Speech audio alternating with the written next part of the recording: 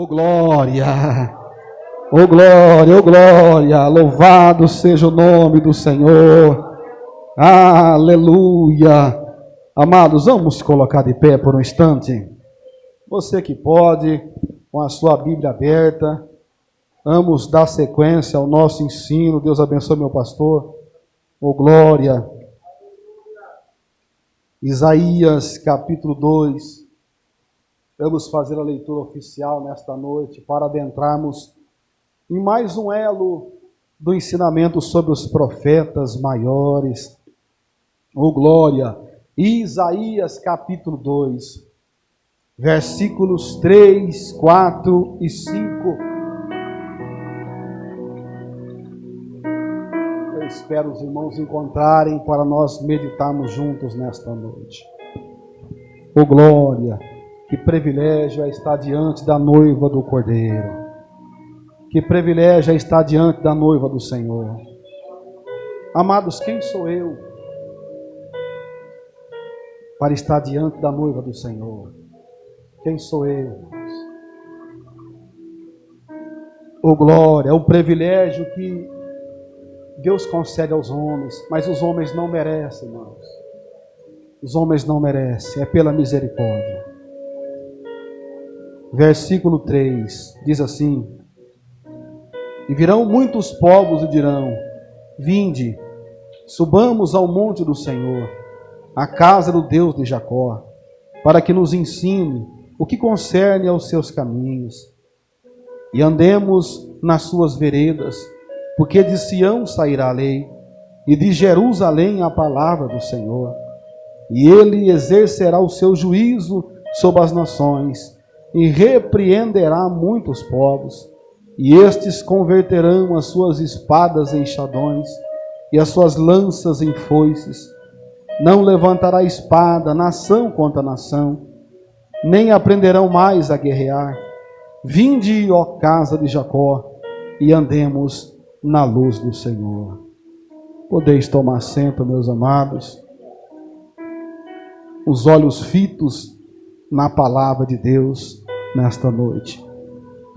Vamos dar sequência ao nosso ensinamento. Nós,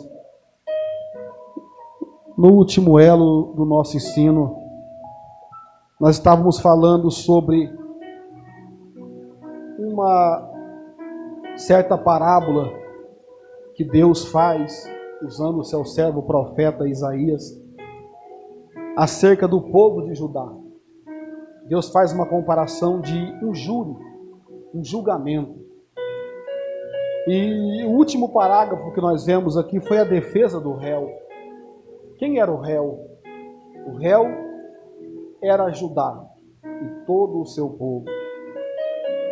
E hoje nós vamos dar partida aqui a partir da oferta de absolvição.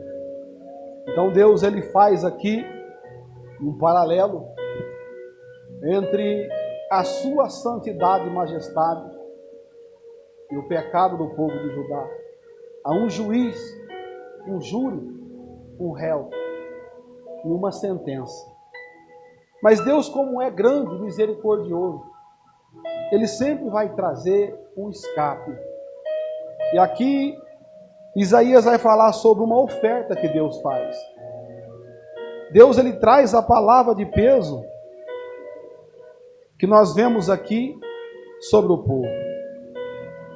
Ele disse aqui, Isaías capítulo 1, versículo 10 ao 15, resumidamente ele diz que os rituais do povo de Judá não passavam de rituais hipócritas. Os irmãos se lembram disso, não é? E Deus não recebia o sacrifício do povo, porque era hipócrita. Era falso, não era verdadeiro. Mas Deus agora vai fazer uma oferta. No capítulo 1, do verso 16 ao verso 19. Deus, usando o seu servo, o profeta Isaías, ele vai fazer uma oferta de absolvição. Tem enfatizado nitidamente que Judá merecia a mesma condenação que caiu sobre Sodoma e Gomorra. Olha a gravidade. Deus resolveu absolver o povo de qualquer culpa, caso se arrependesse verdadeiramente. Isaías lembra o povo sobre um certo elemento corante, vindo da Fenícia. Que elemento era esse? Vamos ver, missionário? Isaías capítulo 1, versículos 16 a 19.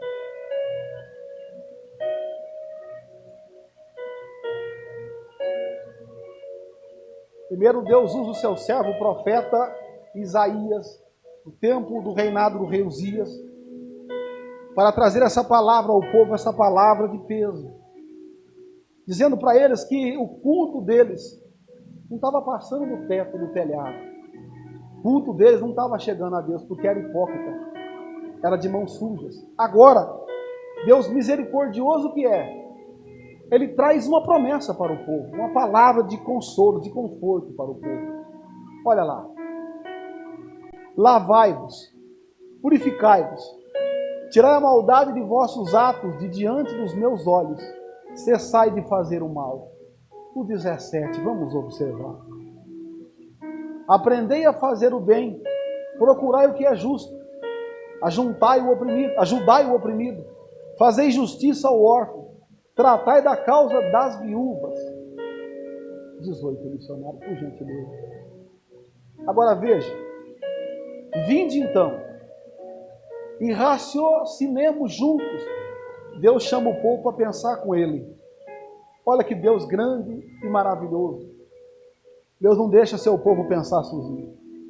Diz o Senhor, ainda que os vossos pecados sejam como a escarlata, irmãos, essa escarlata é o objeto, é o elemento finício que Deus Ele usa para falar com o povo.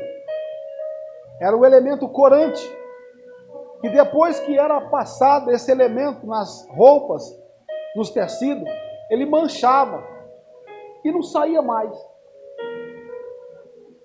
Não dava para tirar. Hoje nós temos produtos caríssimos que podem alvejar essa mancha.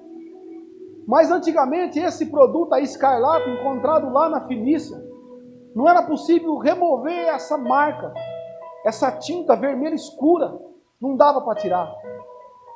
E Deus disse para o povo, ainda que os vossos pecados sejam como a escarlata, que assim eram, como a escarlata, eles se tornarão brancos como a neve, ainda que sejam vermelhos como o carmesim. Na verdade, perdão, irmãos, o carmesim, a escarlata era outra coisa. O carmesim, na verdade, se tornarão como a branca lã. Agora, o 19 para nós fechar, irmãos, esse começo. Se quiserdes e obedecerdes, comereis o bem desta terra. Tem muita gente que diz o melhor da terra, né? Tem alguns que dizem, que gostam de pregar a prosperidade, só a prosperidade. O mal chamam de bem, o bem chamam de mal, trocam, transformando a verdade de Deus em mentira. Ele diz o melhor da terra. Não foi isso que Deus quis dizer. Deus disse para o povo que se eles se arrependessem, se eles voltassem para o Senhor, se eles abandonassem os seus pecados, que eram vermelhos, que manchavam, Deus disse, vocês ainda vão comer. O bem não é o melhor, ele disse o bem da terra. O bem era o que, irmãos? O que era o bem? Era a vontade de Deus. Eles iam comer do que? Daquilo que Deus dava para eles. O bem da terra, não o mal. Não as coisas impuras, as coisas imundas, as coisas contaminadas, as coisas que estavam misturadas nos prazeres imundos dessa terra, mas as coisas puras, as coisas de Deus, as coisas que vêm de Deus sem mistura, pura. Ao contrário do que estão oferecendo hoje por aí. Estão oferecendo por aí hoje uma comida misturada. A palavra de Deus não precisa de mistura nenhuma. A palavra de Deus é simples. Quando ela contém a unção de Deus, ela é pura, ela é simples. Não precisa de mistura nenhuma, ela é saudável. E Deus, usando o seu servo, disse, se vocês quiserem e me obedecer, vocês podem comer o bem.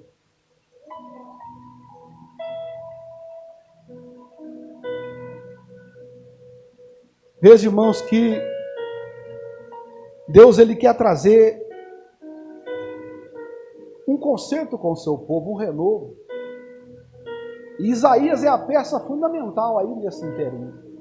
O profeta é levantado, erguido, para trazer estas mensagens. Mensagens essas que não soavam bem aos ouvidos dos povos. Era uma mensagem um tanto que agressiva, mas era uma mensagem que vinha de Deus, era necessária. Irmãos, em determinados momentos da nossa vida, não dá para ser delicado. Não dá para falar por favor, por gentileza. Um momento que não dá para fazer isso. Não dá para ser delicado o tempo inteiro. Deus precisou usar essa expressão. E Deus disse que o pecado do povo, ele era o mesmo julgamento que foi dado a Sodoma e Gomorra. Ia ser dado para eles também. De igual modo foram os pecados do povo. Deixaram manchas indeléveis, que quer dizer, manchas que não saíam, na alma e na vida da nação rebelde. Mesmo assim, pela misericórdia do Deus onipotente, o povo ainda podia tornar-se absolutamente são e puro. É o que ele diz aí no verso 18. Acrescentando a isso o perdão. Deus estava disposto a abençoar a nação, se o povo decidisse viver em espírito de humildade e obediência. Irmãos, esse espírito de humildade, hoje em dia ele é meio que confundido. Alguns usam de uma falsa humildade, para dizer que são servos de Deus. Mas é uma humildade, irmãos, que é humana, que é terrena, que não chega diante de Deus. É uma humildade que ela é daqui da terra. Deus não conhece essa humildade.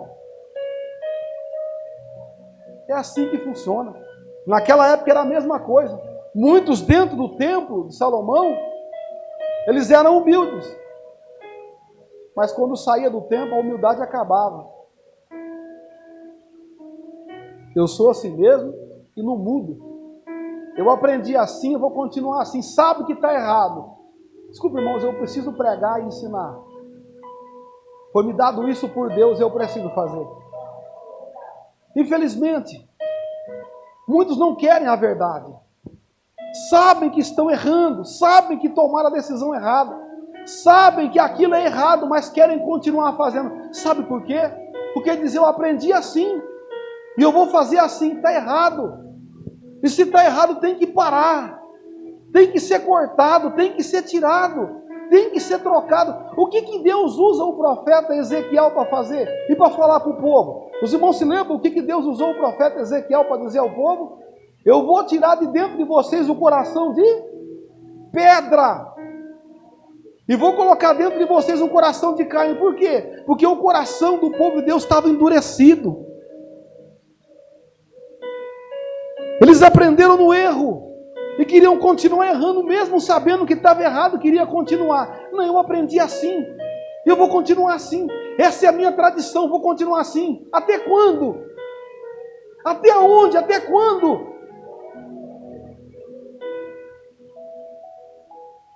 Humildade, sabe o que significa humildade, irmãos? É reconhecer o erro e mudar de direção. Ser humilde é isso. É reconhecer que está errado. É saber o tempo de parar. Eu vou fazer o gesto. Ser humilde diante de Deus é isto aqui, preste atenção nisso. É quando você caminha para um lado e está errado esse caminho. O caminho que Deus quer para você é para lá. E você está caminhando para cá, mas eu aprendi a caminhar assim. Quem me ensinou caminhava assim, estava errado também. Humildade diante de Deus é isso, está caminhando para o lugar errado, aqui não vai dar em nada, aqui é um precipício, é um buraco, é preciso voltar e andar para lá. Humildade é isso, eu estou errado, estou no lugar errado. Isso é ser humilde diante de Deus. Humildade diante de Deus é isso.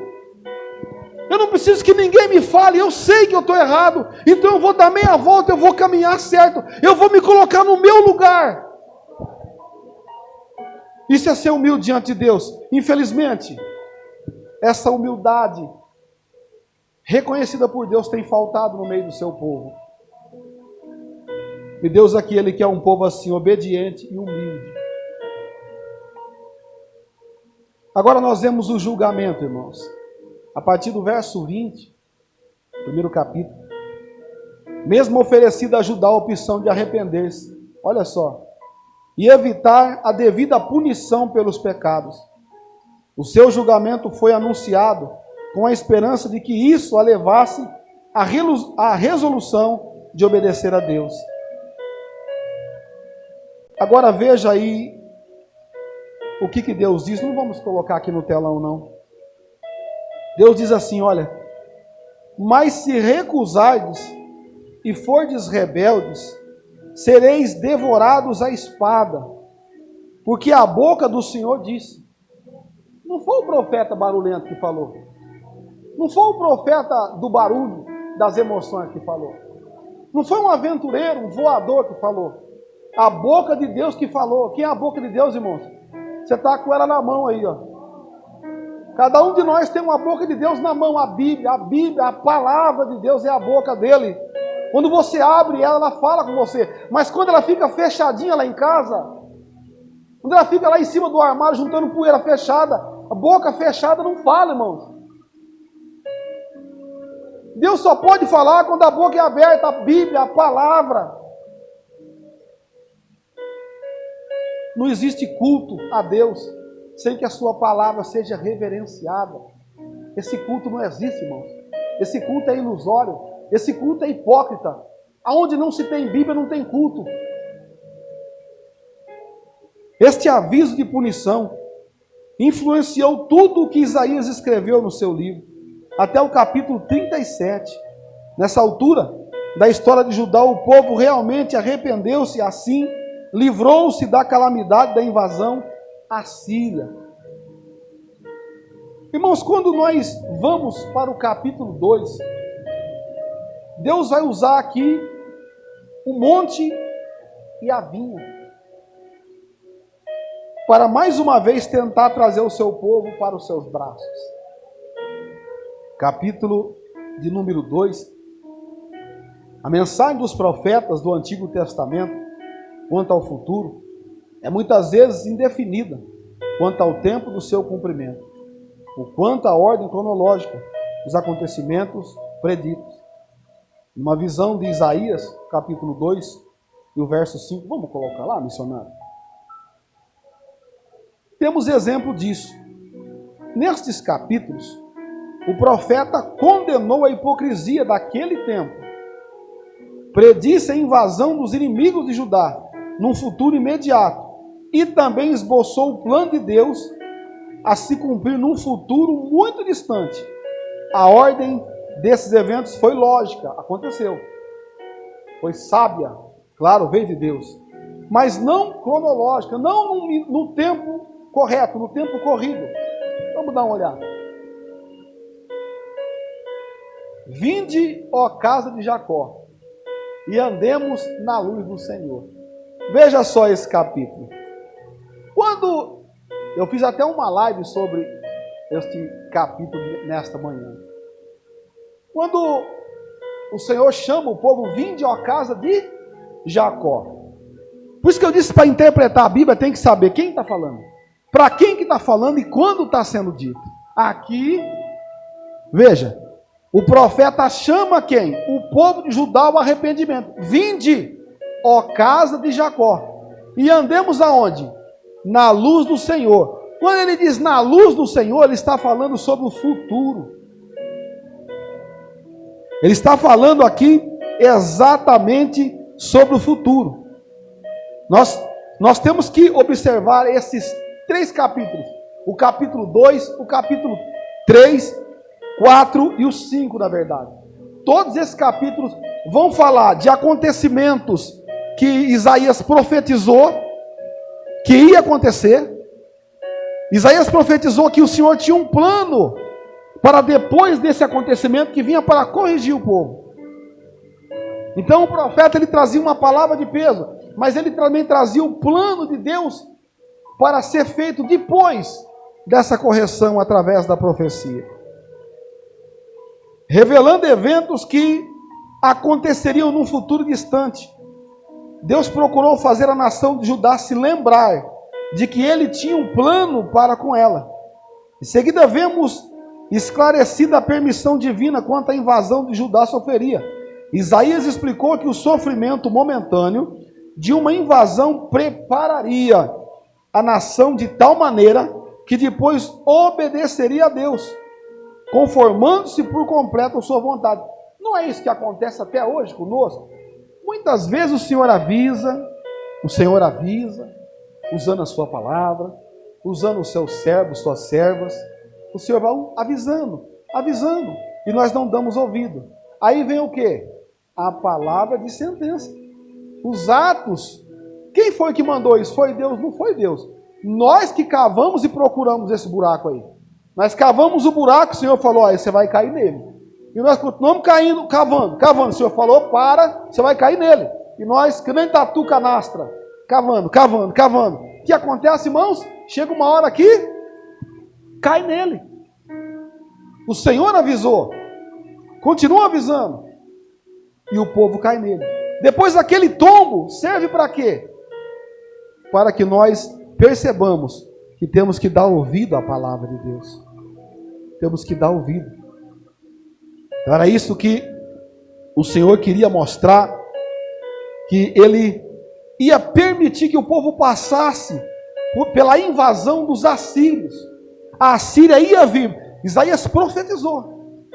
Mas Deus deu livramento contra eles. Eles vieram, mas Deus livrou o seu povo. Misericordioso que é. E continua assim até hoje, dando livramento para nós. O monte do Senhor, capítulo 2, versículos 1 a 4, meus amados. No versículo 2, no capítulo 2, Isaías divisa o reinado milenar de Cristo, a expressão monte do Senhor, e fala de Jerusalém. Trata-se do Monte Sião, onde foi edificada a cidade de Jerusalém com o seu belo e santo templo. É o capítulo que nós lemos aí, a palavra oficial que nós fizemos a leitura. Veja que coisa linda. Isaías profetizou chamando, vamos colocar lá, missionário, para maior compreensão. Isaías capítulo 2, versículo 1 a 4. Olha lá, irmãos, vamos acompanhar a leitura. Palavra que? Palavra que sentiu. Está escrito o quê? Sentiu ou ouviu, irmãos? Você já escutou alguns profetas do século 21 dizer eu senti de Deus? Quem já escutou isso aí? Cuidado, irmãos. Eu só quero te advertir, cuidado. Cuidado quando os profetas de hoje dizem assim, eu senti de Deus. Cuidado, hein? Aqui o profeta não sentiu não, o profeta viu, tá bom? Porque profeta quer profeta ver, não sente. Amém? Palavra que viu Isaías, filho de Amós, a respeito de Judá e de Jerusalém. E acontecerá, essa palavra acontecerá é futuro. O profeta viu o futuro.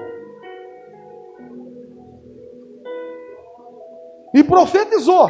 E acontecerá nos últimos dias, que se firmará o monte da casa do Senhor, no cume dos montes. Ou seja, é o monte Sião, que está acima de todos os montes. E se elevará por cima dos outeiros, e concorrerão a ele todas as nações. Isaías está falando do futuro. Vamos continuar. E irão muitos povos, e dirão, vinde, subamos ao monte do Senhor. Aonde é isso, irmão? O monte Sião. É o templo, é o reinado milenar, é quando Jesus voltar. A igreja vai ser levada para o céu. E depois, Jesus vai voltar com ela. E Jesus vai colocar os dois pés no monte Sião. Nós vamos estudar isso mais para frente. E ali estará a igreja, ali será o reinado de Cristo na terra. Olha isso. A casa do Deus de Jacó. O que é a casa do Deus de Jacó?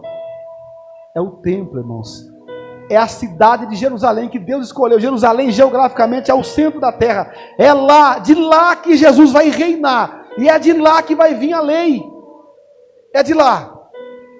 Para que nos ensine os seus caminhos e andemos nas suas veredas. Porque de Sião sairá a lei e de Jerusalém a palavra do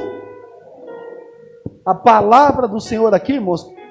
A palavra do Senhor aqui é o próprio verbo, irmãos. Não é a Bíblia. Não está falando da Bíblia agora não, irmãos. Ele está falando do verbo. Quem é a palavra do Senhor? É Jesus, é o verbo divino. É de lá que vai sair a palavra. Mais um missionário para nós fechar aí. E ele quem? A palavra, Jesus. E ele julgará entre as nações e repreenderá muitos povos, e estes converterão as suas espadas em enxadões e as suas lanças em foices. Uma nação não levantará espada contra outra nação, nem aprenderão mais a guerrear. É o reinado milenar, onde não haverá guerra, onde haverá um tempo de paz. Amém, meus amados? E nós temos que batalhar a nossa vida para estar lá, para reinar com Cristo nesta hora aqui. Isaías profetizou isso lá, irmão. Jesus não era nem nascido. Mais de 700 anos antes de Jesus nascer, Isaías profetizou o futuro. Glória a Deus. O Monte Sião eleva-se acima dos morros circundantes de Jerusalém. Esse texto, capítulo 2, diz que Isaías viu todas as tribos e povos da terra subindo dos vales até o monte de Deus, a fim de prestar homenagem a Cristo ou louvar a Deus. Em contraste com as crises de guerra que ameaçavam o mundo dos tais dias, Isaías pôde ver um milênio como uma época de paz universal. Jesus revela lá no Apocalipse para João, mas aqui Deus revela para Isaías o futuro. Oh glória, louvado seja o nome do Senhor. Vai chegar um tempo que essa guerra vai ter que acabar, irmãos. A guerra vai ter que dar lugar à paz. Oh glória, é uma promessa da parte de Deus. O profeta compartilhou essa revelação dos planos futuros, do que Deus tem a fazer com Jerusalém e Judá. No esforço final de encorajar o povo a voltar ao seu Deus, ele diz isso aí, ó: vinde, ó casa de Jacó, e andemos na luz do Senhor. O povo, infelizmente, estava tão envolvido no pecado, que ignorou os apelos de Deus. De novo, Isaías esforçou-se, numa tentativa de convencer o povo a mudar de caminho, expondo os planos de Deus, consoante o futuro próximo. Num esforço final de despertar a nação, Isaías explica que Deus permitiria que Jerusalém sofresse um sítio assírio. Sítio é isso, irmãos. As nações, eles ficavam em volta. Ninguém podia entrar e nem sair. É como se fosse um pedágio. Só entrava com a permissão deles, só saía com a permissão deles. Tem muita gente vivendo assim, irmãos. Tudo que acontece na vida da pessoa, o diabo toma nota. Tudo que entra e sai, o diabo está ali fazendo o pedágio, mas não a casa de Deus, porque o teu corpo é a morada do Espírito Santo. O inimigo não tem poder sobre a tua vida. Oh glória! O povo infelizmente estava, aqui nós já passamos por aqui. Sim. E finalmente fosse destruída por Babilônia. Veja bem. Vamos dar uma olhada aqui para entender melhor. Isaías capítulo 3, verso 1. 3:1. Observe. Porque eis que o Senhor dos exércitos tirará de Jerusalém e de Judá a todo sustento de pão e a todo sustento de... Sabe o que significa isso? O sítio dos assírios. Tudo que entrava lá, eles confiscavam. tudo. Não é assim que alguns têm vivido? Agora vamos dar uma olhada. 3:8 agora. Esse era o sítio dos assírios. Agora veja aí, mais para frente o que aconteceu. Isaías 3:8.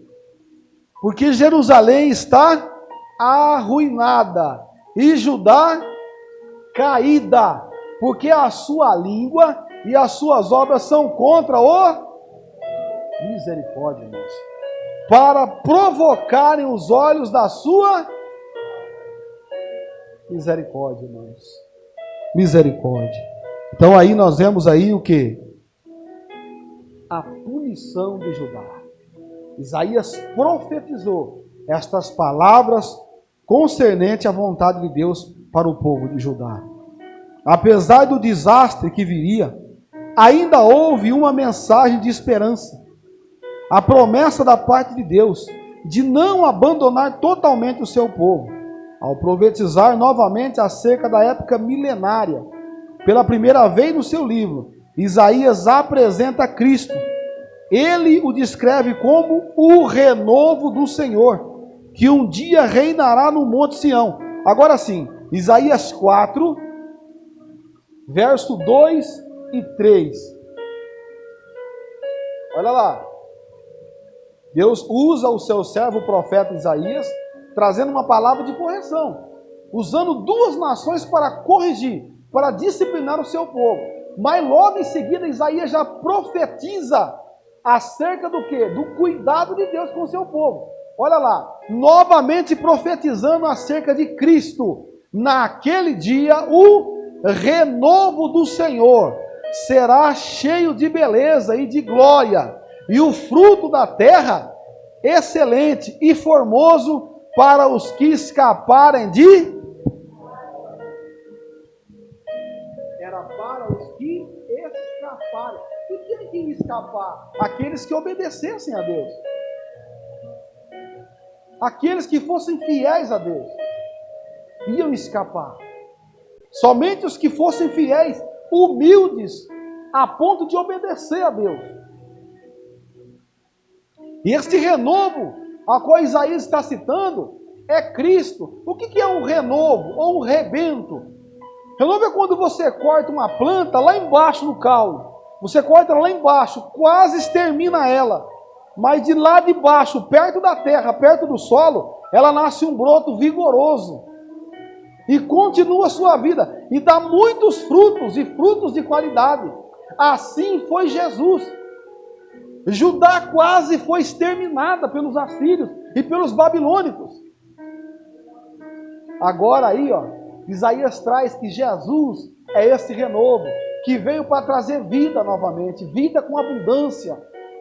A vida cheia de frutos, frutos do Espírito Santo, frutos de caráter, frutos de mudança de vida, fruto daqueles que nasceram de novo, que deixaram as práticas mentirosas, que deixaram as práticas da enganação, do egoísmo, do egocentrismo, da mentira.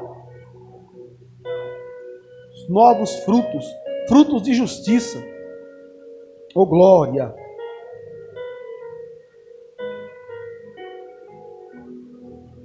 Renovo é um broto de árvore, que nós já dissemos aqui, né? Agora Deus vai falar agora sobre a vinha. Lá no capítulo 5 agora. O capítulo 5 é tanto um cântico, preste atenção nisso, é tanto um cântico como um sermão. Os irmãos sabiam que Isaías era um poeta? Tomem nota então, irmãos. Se você quiser escrever aí, rabiscar aí, escreve aí. Isaías não era só um profeta, também era um poeta. Também gostava de escrever poesias. Também gostava de cantar os seus versos. Olha só. O capítulo 5 é um sinal disso. Ele é um cântico e também um sermão. O profeta canta acerca de uma vinha que foi plantada e cultivada pelo próprio Deus.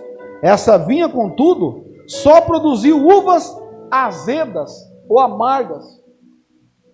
Por causa disso, ele removeu a cerca e transformou em pasto, para que fosse pisoteada Também ordenou que não chovesse mais sobre ela. Irmãos, que terrível coisa. Veja que parábola é essa. Aqui tem toda a explicação dessa parábola. Mas eu quero ganhar tempo e pedir aqui ao servo de Deus, ao missionário, que nos leve até o capítulo 21 de São Mateus. Mateus capítulo 21, versículo 33. Dá uma olhada. Isaías, ele profetizou e ele usou uma parábola, usando uma plantação, uma vinha, para fazer uma comparação sobre o povo de Judá. O povo de Judá, os homens de Judá, simbolizavam aquela vinha, aquelas plantas lá. Mas aquela vinha tinha um dono, e o dono era Deus. Olha só, lá na frente, o próprio Cristo fala a mesma coisa. Isaías profetizou sobre ele, o renovo, o rebento. E agora ele próprio, o próprio Cristo, o próprio Senhor vai falar conosco aqui. Veja bem. Ouvi ainda outra parábola. Houve um homem, pai de família.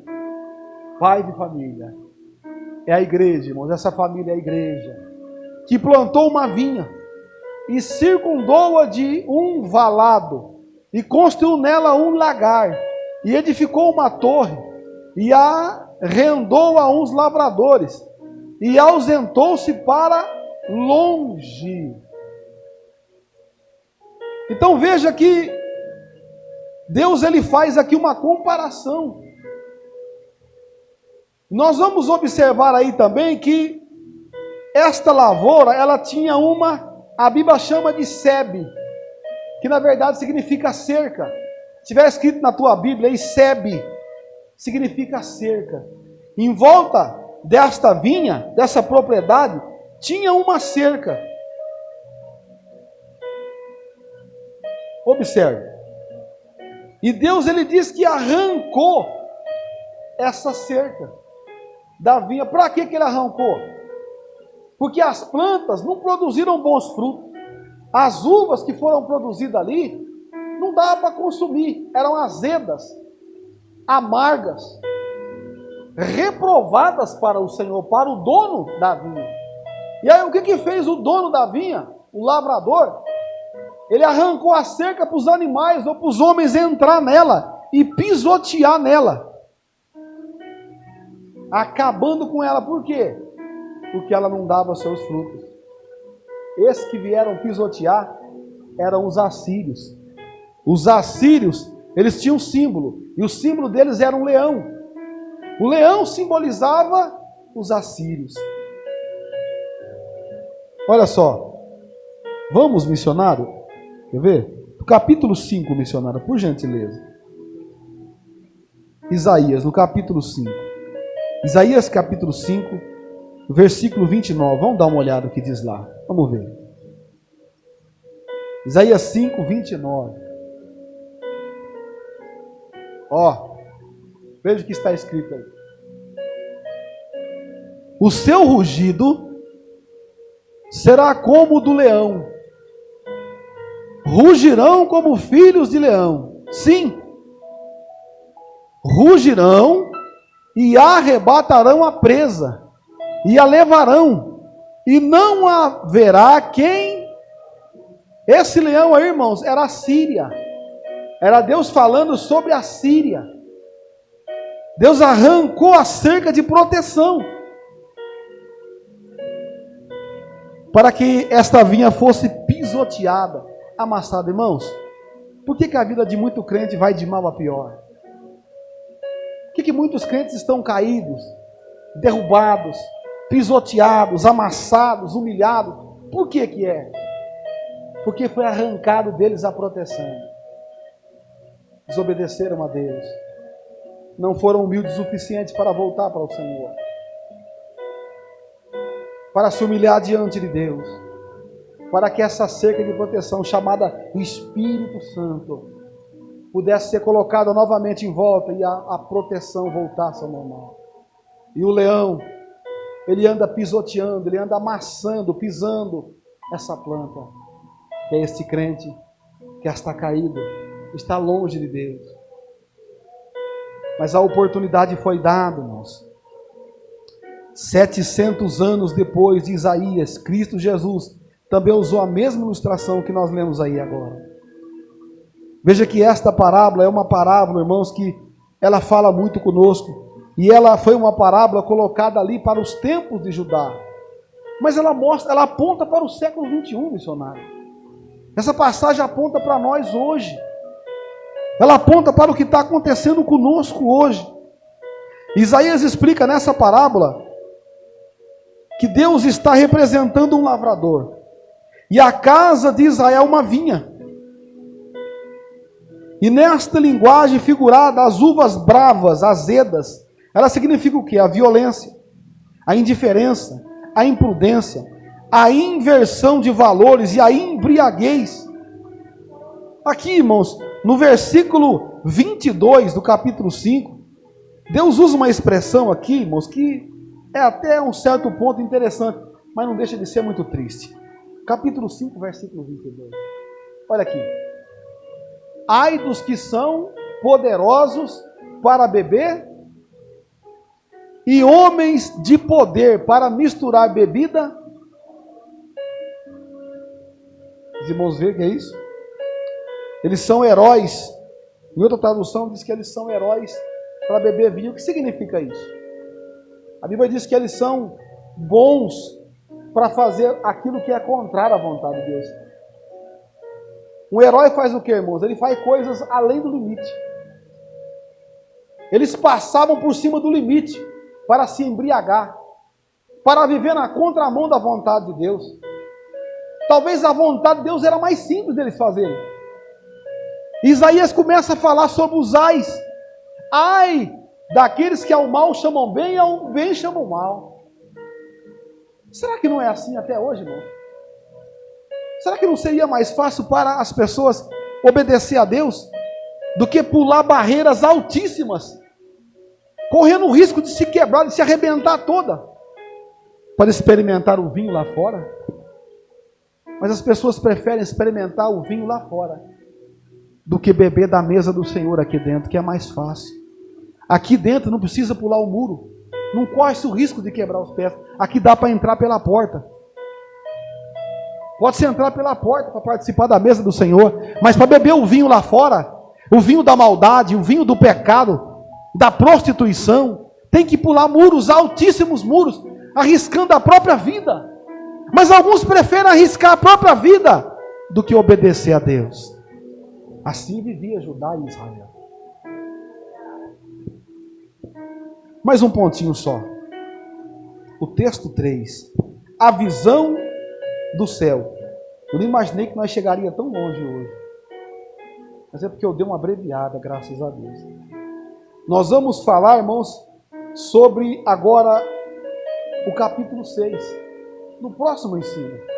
Nós vamos abordar a visão do céu.